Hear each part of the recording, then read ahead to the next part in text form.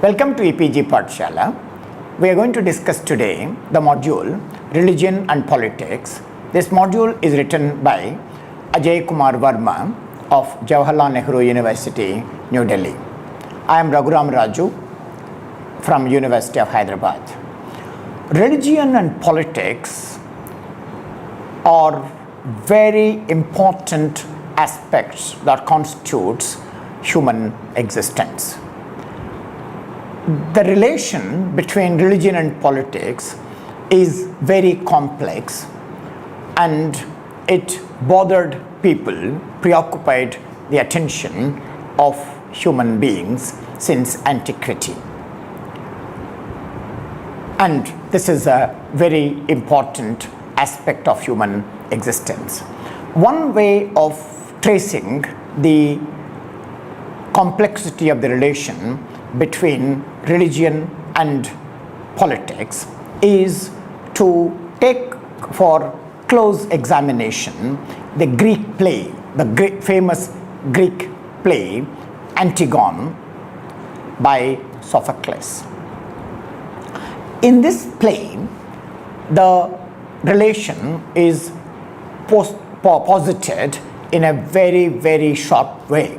The main protagonist in the play, as you all know, is Antigone, who is the daughter of the king Creon. Antigone is torn between her religious duty to offer last rites to his brother who died fighting a battle against the state, and her duty towards the state, which does not allow burial to anybody charged with treason. So in this play, the king Creon represents the view that if the realm of the religious conflicts with the political, then the latter should prevail, namely the political should prevail. Antigone, on the other hand, stands for the view that in the state of conflict between religion and politics, it is always one's personal sense of religion that should hold the sway. So now you have two important almost paradigms where you have one side taking the view that you should give importance to politics if it conflicts with religion. The other view, which argues that you should give importance to personal religion when it conflicts with the politics, which is the public domain. What makes the play really interesting is the way Sophocles, the author of the play, juxtaposes religious duty of an ethical agent with her duty towards the state. So there is often a need to balance between these two spheres of life against each other. Summarizing this a larger theme, there is one way which takes the stand that if there is a conflict between religion and politics, one should side with religion and not with politics. The other way takes the exactly opposite view, where it argues that you must take sides with the politics and not with religion. Now, if in normal course of the time, when there is a mutual exclusion of a binary between these two important relations, there are bound to be instances where there will be compromises. The compromises can be either taking partial side with this view, partial side with the other view, or saying that depending upon the context, there is a possibility of looking at religion as important or politics as important. That's the larger scene that I want to lay bare before you today. Now, in a secular democratic setup like India, with a variety of ethnicities, this problem becomes a very important and a complex, in sometimes very, very difficult problem, where the religion comes in conflict with politics. And this is a serious problem even within one society, as we have seen in the case of Sophocles' play Antigone. Imagine a case where there are, you don't have to imagine that if you look at the society like India, which has diversity, which has pluralism, and several cultures, ethnic communities live in coexistence with other within a larger nation state. Now the problem becomes much more serious, and that needs our attention to understand this relation better. Philosophers through the time have offered variety of opinions on the issue. We have a brief synopsis of the views of those different ideas in the present module. We'll select only some of them for a discussion. Before we start our discussion on the relation between religion and politics, it is imperative upon us to have a clear conceptual understanding of what we mean by religion. Religion is a set of beliefs related to broad spectrum of human existence. They range from what actions we should perform to what is the origin of this universe. How does this universe come into existence? Is there a creator, or was it there without a creator? Now and then, what is the purpose of life, and how do I relate myself with other people, and how do I relate myself with the transcendental entities like God? So there are a lot of things that gets covered within religion. There is an ethical domain, there is a religious domain, there is a soteriological domain, there is a transcendental domain, there is a social domain, and several others get closely imbricated in religion. But the point is that religion is the one which presents a larger worldview to people, by the time they are born. Many things about what a human being has to do is already decided by religions. So that is a one thing which is a facility. In some respects, it is also a liability. Okay, so all these things that are already available to human being, they get presented in scriptures, and scriptures are generally traced to a creator. So religion has a creator, or it has a sage, or a guru, okay, and then there are scriptures, and scriptures are not necessarily given by the human being, however divine that person is. Generally they are traced to the divine existence, okay, but the interpreting of the scriptures is in the hands of the people who are the messengers of God. So there are also transpersonal, in the sense that these beliefs are often shared by a large number of individuals, and more importantly, subject matter of these beliefs, like origin, as I mentioned, sustenance and destruction of the universe, are covered by religion. Now, let us now look at what is covered by politics. Politics is largely about social institutions, political institutions, public domains, and also individuals, particularly the individual interest and freedom and liberty. So there is this individual and the collectivity, private and public, institutions and individual preferences, and the way in which the individual is related to the public, and the terms in which of how public has to respond, facilitate, or discipline the individual gets covered in the public domain of the politics. So you have two important domains. One is the religious domain, and the other one is the political domain. So in the classical time, there was this close relation between religion and politics. Mostly politics was subservient to religion in the medieval period, though this cannot be said about the Greek time. In Greek time, politics prevailed over all other spheres, including the religious sphere. But with the advent of modernity in the post-Enlightenment time, there was a serious rethinking about the relation between religion and politics. Enlightenment thinkers rejected the dominance of religion over politics. They said that the political domain is an autonomous domain and should have nothing to do with the religious domain in a substantial manner. So we will come to that claim and a serious revision of that claim in the following discussion. So the 18th century Enlightenment movement witnessed a strong resistance from the general masses against the church claiming authority over individuals' personal, social and political spheres. This movement culminated in excluding the authority of church from other spheres like ethical domain, political domain and things like that. This divorce between religion and politics also resulted in a deluge of new ideas on how religion and politics should be negotiated in a state.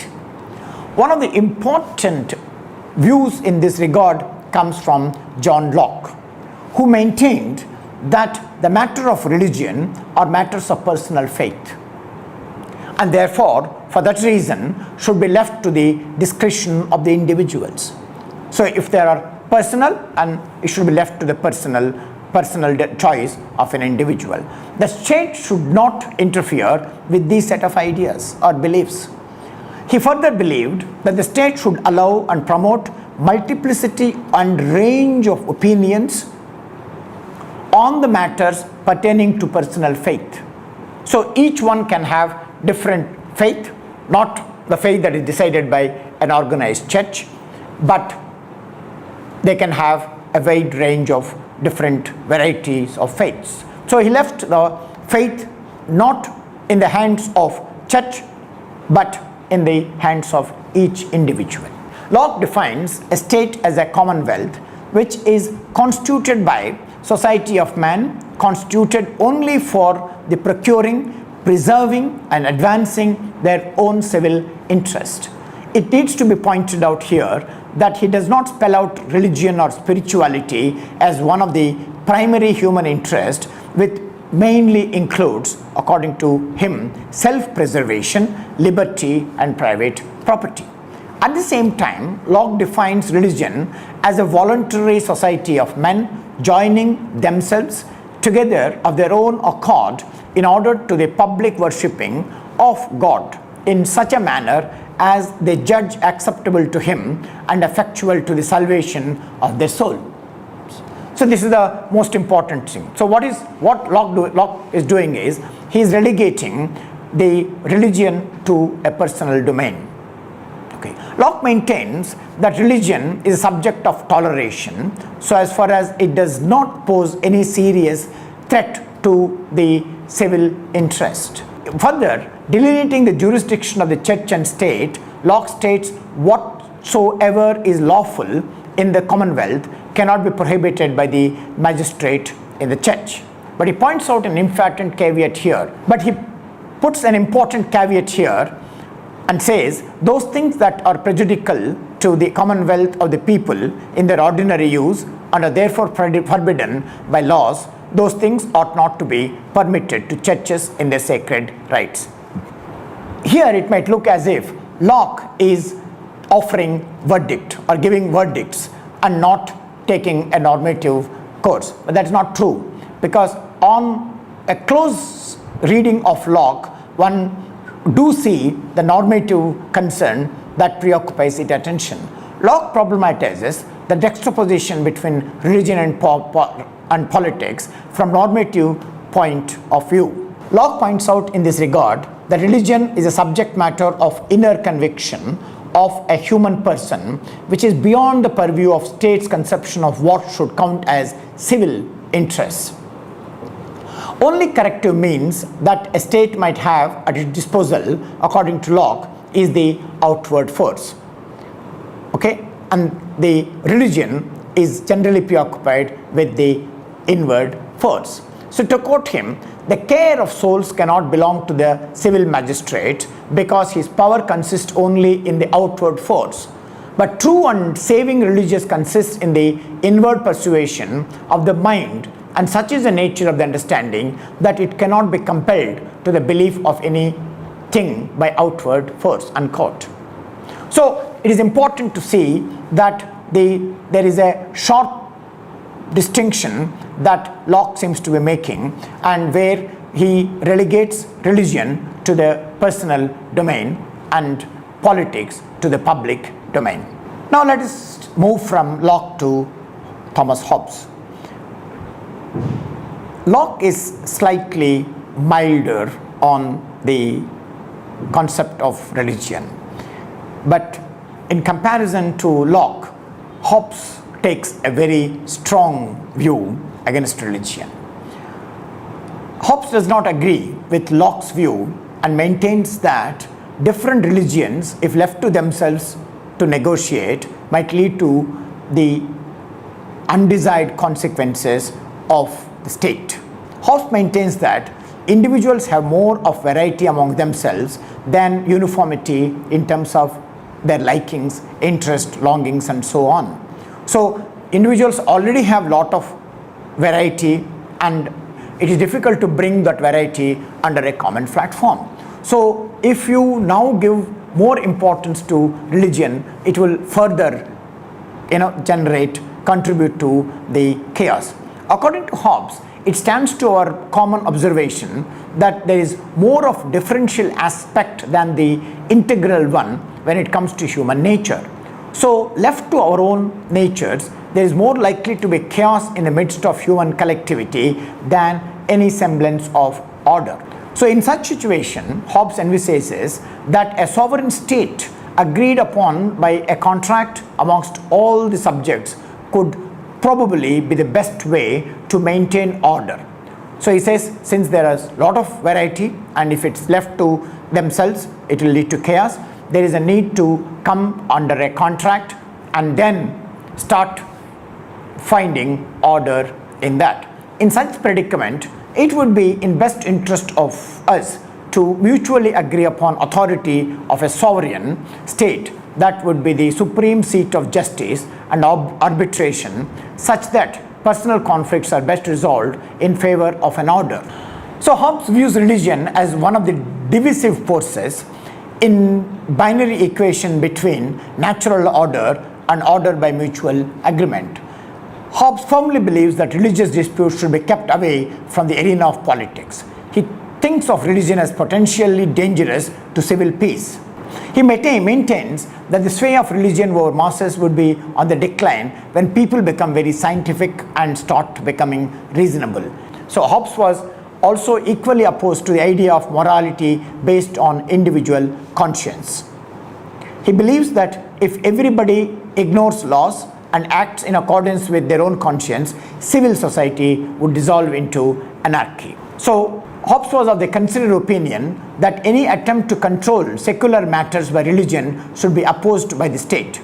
He further thought that civil wars are often results of ambitions of the priests which they try to achieve by manipulating religious enthusiasm in favor of their own political interest.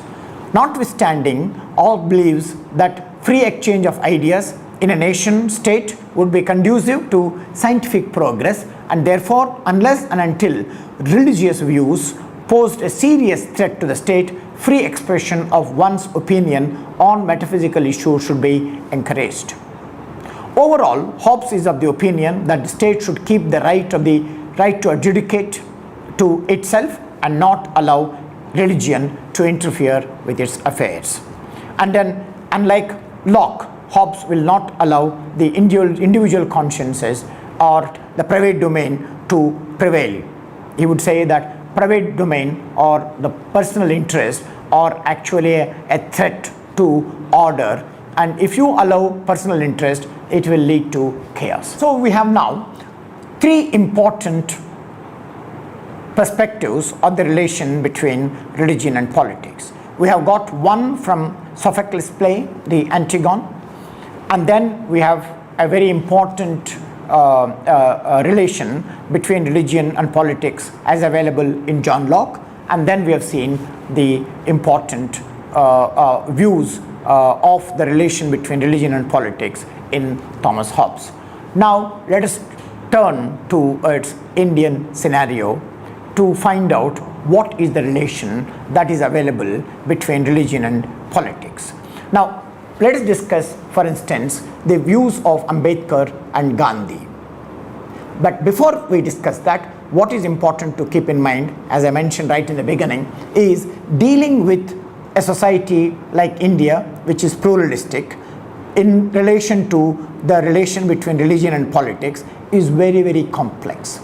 Because unlike in the West, where there is a semblance of uniformity and there is a more clear notion of order, now we don't have that kind of a thing in a plural society like India. So that is the most important point. It is an asset in one way because it provides us variety. It also provides us a different example. It is also liability because that unless you theorize it very carefully, you are not likely to grasp the clear idea or concepts of this relation between religion and politics in the context of India. Let us begin with Ambedkar. B.R. Ambedkar has presented most of his views of religion and its relation to politics in his famous essay, The Philosophy of Hinduism. Before we discuss Ambedkar's views on religion and politics, it will serve us well to understand his views of religion in the first place. Ambedkar defines religion as, I quote, the propounding of an ideal scheme of divine governance, the aims and objects of which is to make the social order in which men live a moral order. For Ambedkar, religion is mainly a set of moral principles with a specific vision of social collectivity. He points out that any philosophical, political study of religion has to be both descriptive and normative. In other words, it can't be merely descriptive. It can't be merely normative. That it has to be descriptive, and it is from the descriptions of this thing we should evolve or tie the normative principles. So this is one of the important aspects of Ambedkar, is that for him the religion and politics relation has to be both normative as well as descriptive. We can start with the descriptions of religion, how people practice religion, and then slowly we should start thinking about what are the reasons, what is the rationality behind these practices. And then in this process, slowly we will move from descriptive domain to the normative domain. Ambedkar dismisses the idea that religion is not an essential presupposition for any socio-political order. On the contrary, religion, according to him, is a social force that no political thinker can ignore. Religion, according to him, is an institution with immense influence. Another important fact that Ambedkar refers to in his work is that groundwork of any big political change is always prepared by social and religious revolutions that preceded it.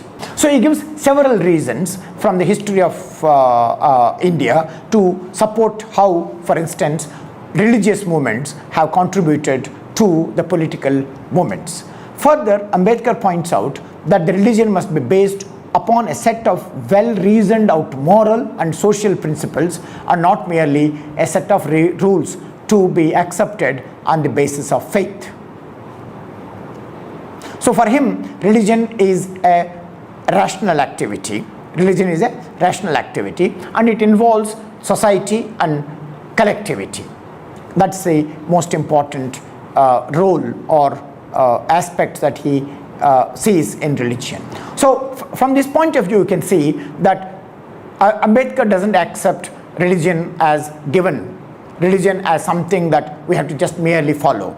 He has a very reflective attitude towards religion. His view of religion is more reformistic in nature.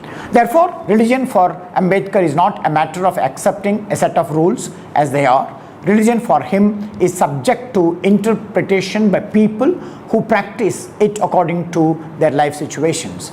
As such, one may think of one religion better suited for him than another, and one may not consider all religions on par with each other with respect to the answers they may hold for one's spiritual and socio-political predicaments in life. Ambedkar differs with Gandhi about equal respect to all religions, and then argues that some religion may be better for somebody than the other religion. So there is a variety, there is a difference. So therefore, religion should be accepted not because one is born in a particular religion, rather a person should assume a religious identity based on his or her informed evaluation of that religion along moral, social and political lines.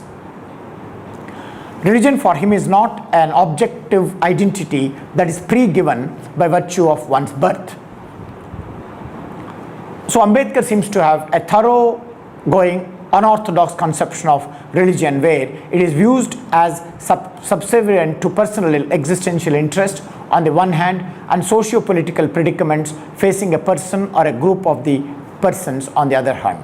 More distinctively, religion is used by Ambedkar as a vehicle of social and political change, of which his mass conversion in 1956 has been long-standing exemplar. Like Ambedkar, Gandhi too saw a close relation between religion and politics. He rejected the demarcation between religion and politics. He said that politics without religion it's like a corpse, it's a dead body. So for him, religion is very, very important in discussing about politics.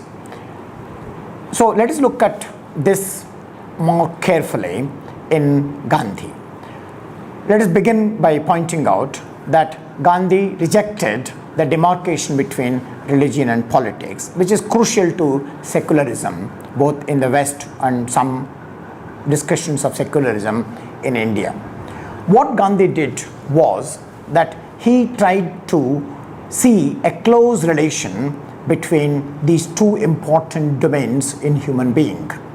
He found that separating them is to introduce a partition which is false.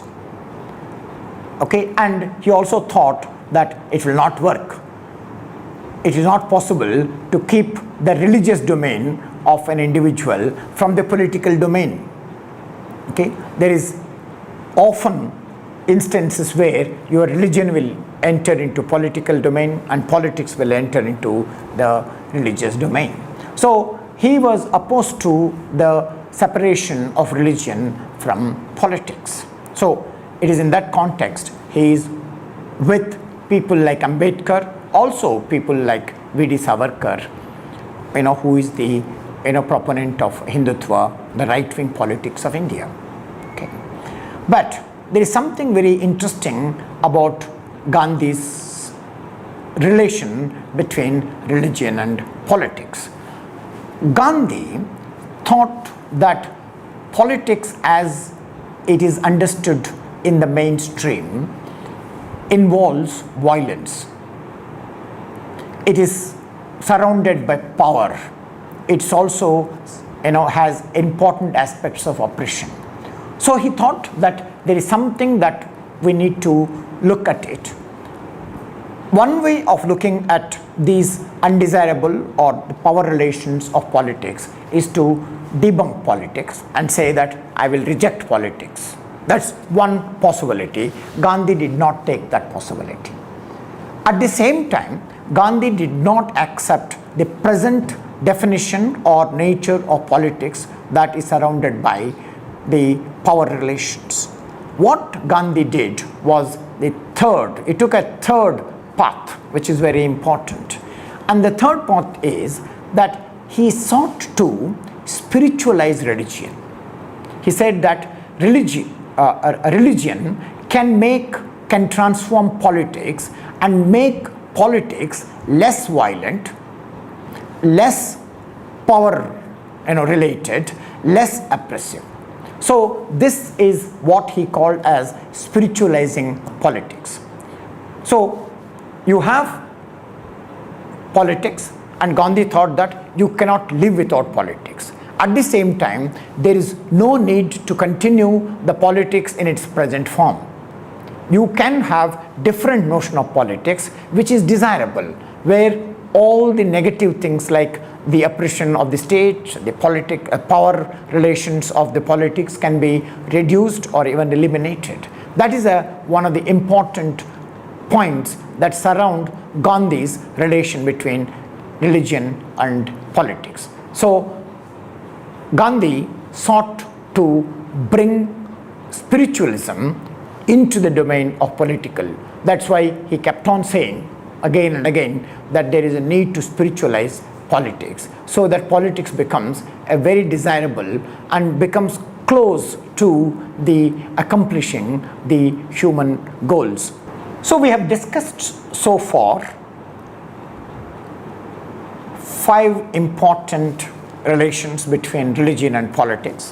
One that is available in Sophocles' play, The Antigone. Second in John Locke. Third in Thomas Hobbes. And fourth in B.R. Ambedkar. And fifth in M.K. Gandhi. Now let us look at some of the contemporary issues that infringe on the relation between religion and politics.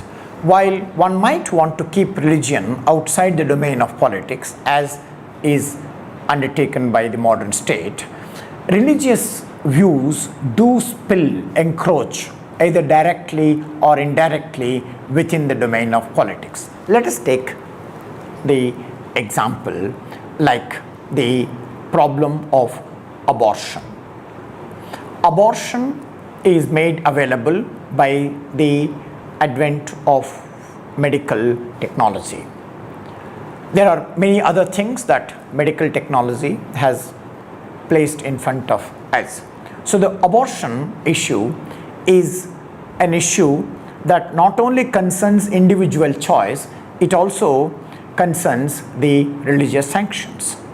While the state might allow people to go for abortion, now the institutions like religious institutions can prevail over individuals and also can put pressure on the state to not to allow abortion, because it is concerned about the life of another person and it is not sanctioned by the scriptures. Okay, so this is one of the important domains where religion plays a very important role, if not officially, if not directly, but at least unofficially and at least indirectly. So we have to take this into consideration. The other important issue that is made possible by medical technology is use of contraceptives, which is one of the important facility to decrease the population growth. Okay, and that also has a serious problem. For instance, people like Gandhi would not accept something like this, and church also has a very strong view about it. The third important issue is about homosexuality. That's become a serious issue where religion has taken a strong stand earlier, and it's slowly trying to recognize that homosexuality is stand about homosexuality. So you have several issues where religion plays an important role in shaping the political domain. You also have several instances where politics also plays an important role in shaping the religious discourse. Now you find that in the beginning you have the primacy of the political in the Greek period. During Christian era, the religious domain has become more dominant, and with the advent of modernity, again politics started reasserting its primacy and religion has become very defensive. But though it is relegated to the defensive domain, it does play an important role in various ways. So there are, given this defensive and reducing role religion seems to be having these days, we should also remember in this context that there are some important positive aspects of religion. One is religion has been the concern of human being from the beginning. So it is something that is very precious from antiquity. So that is the reason why we may have to relook at religion, notwithstanding the excesses, notwithstanding the problems and limitations surrounded around religion. The other important aspect of religion is religion caters to a psychological requirements of human beings. So that's one of the important thing. Now there is a natural tendency amongst a large number of population to use religion directly or indirectly. So as a set of beliefs which brings people of religious group together, different religions in the world seem to have evolved more naturally than the state. So you find that religion seems to be more natural to human beings than the state. State is more of a artifact. It's constructed by the people, but religion has a larger trajectory, and it is pre-intentional domain of human existence. But it tends to reason that history of ideas could not be the sole basis of all religious judgments to claim to truth.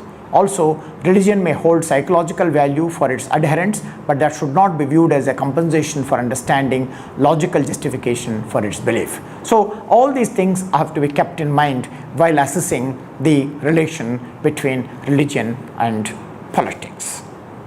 Thank you.